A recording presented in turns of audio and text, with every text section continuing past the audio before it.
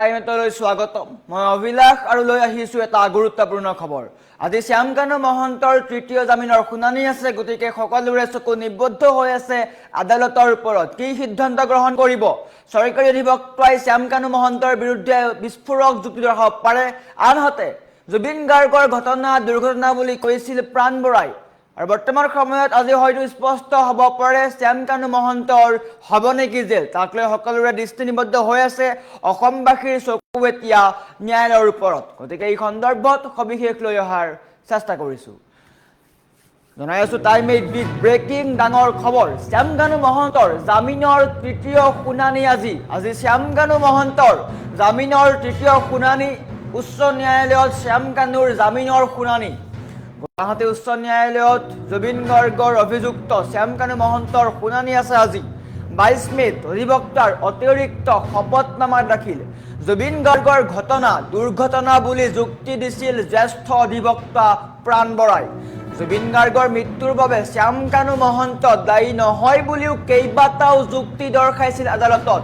আজি জামিন নাকচৰ যুক্তি দৰ্শাব চৰকাৰী অধিবক্তাই। কি যুক্তি দিব?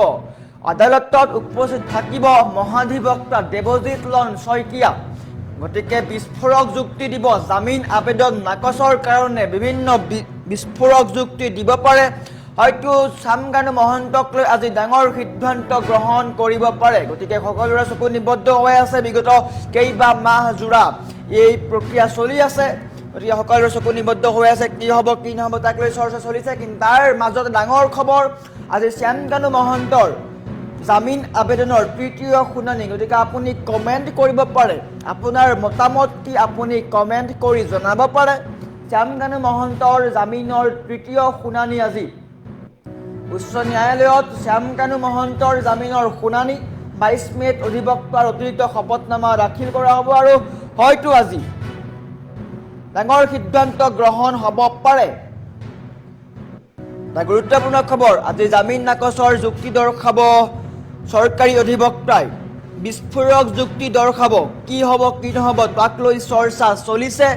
কিন্তু তাৰ মাজতে শ্যামকানুৰ হ'ব নেকি ভাগ্য নিৰ্ণয় তাক লৈও আজি প্ৰশ্ন উত্থাপন হৈছে, কিয়নো বিগত কেইবা মাহ পৰ্যন্ত এই প্ৰক্ৰিয়া চলি আছে। গতিকে আজি হয়তো স্পষ্ট হ'ব পাৰে। আনহাতে শ্যামকানু মহন্তৰ অধিবক্তা প্ৰাণ বৰাই কৈছিল যে জুবিন গাৰ্গৰ ঘটনা দুৰ্ঘটনা হয়, এয়া সত্য নহয়। গতিকে ইয়াত শ্যামকানু মহন্তৰ কোনো দোষ নাই। শ্যামকানু মহন্তক নিৰ্দোষী বুলি কৈছিল জ্যেষ্ঠ অধিবক্তা প্ৰাণ বৰাই।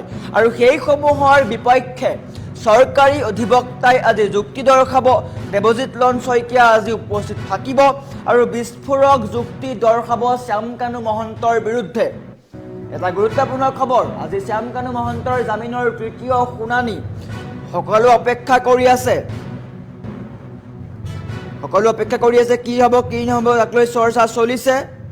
কিন্তু বৰ্তমান সময়তো স্পষ্ট হৈ পৰা নাই। এটা গুৰুত্বপূৰ্ণ খবৰ। আপুনি কমেণ্ট কৰিব পাৰে, কমেণ্ট ছেকশ্যন খুলি দিয়া হৈছে। আপোনাৰ মতামত আগবঢ়াওক কি হ'ব কি নহ'ব। ন্যায়ালয়ে সিদ্ধান্ত গ্ৰহণ কৰিব। ইতিমধ্যে সকলো স্পষ্ট হৈ পৰিছিল জুবিন গাৰ্গৰ ক্ষেত্ৰত। ছিংগাপুৰে কৈছে জুবিন গাৰ্গৰ ঘটনা দুৰ্ঘটনা হয়, জুবিন গাৰ্গৰ পানীত ডুবিয়াই মৃত্যু হৈছিল। কিন্তু ছিংগাপুৰতো কৈছে যে এগৰাকী সুৰাসক্ত ব্যক্তিক পানীত কেনেকৈ নামিবলৈ দিয়া হ'ল। আৰু অসমতো এইসমূহক লৈ এই ন্যায়িক প্ৰক্ৰিয়া চলি আছে। গতিকে ইয়াও স্পষ্ট হৈ পৰিব পাৰে শ্যামকানু মহন্ত দোষী হয় নে নিৰ্দোষী হয়। কিন্তু শ্যামকানু মহন্তৰ জামিন আবেদনৰ আজি তৃতীয়টো শুনানি। শ্যামকানুৰ ভাগ্য নিৰ্ণয় হ'ব নেকি সেয়াও আজি স্পষ্ট হ'ব পাৰে। গতিকে সকলোৰে দৃষ্টি নিবদ্ধ হৈ আছে, অসমবাসীৰ দৃষ্টি নিবদ্ধ হৈ আছে কি হ'ব কি নহ'ব তাক লৈ। কিন্তু আদালতে হয়তো ডাঙৰ ৰায় দিব পাৰে।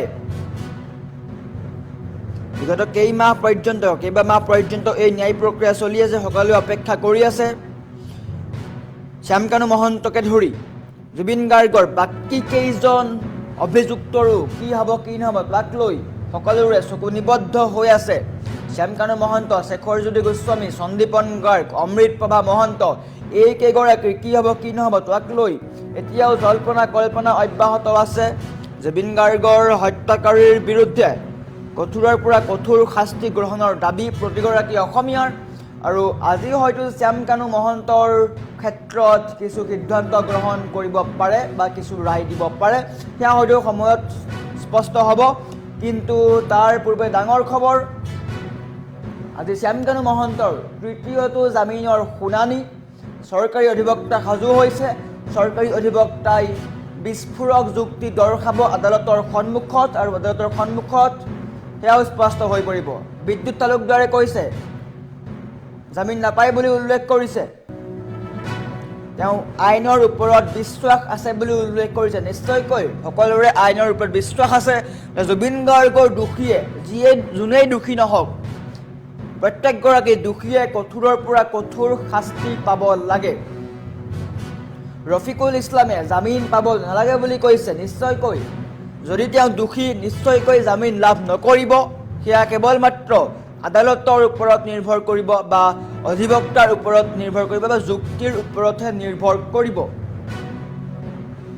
গতিকে আজি স্পষ্ট হৈ পৰিব জুবিন গাৰ্গৰ ঘটনাক লৈ সকলো ফাদিল হ'ব পাৰে। শ্যামকানু মহন্তৰ আজি তৃতীয় জামিনৰ শুনানি। গতিকে সকলোৰে চকু নিবদ্ধ হৈ আছে, লক্ষণীয় হ'ব, কি নহ'ব তাক লৈ চৰ্চা চলিব। কিন্তু আটাইতকৈ ডাঙৰ খবৰ, আজি শ্যামকানু মহন্তৰ জামিনৰ তৃতীয়টো শুনানি।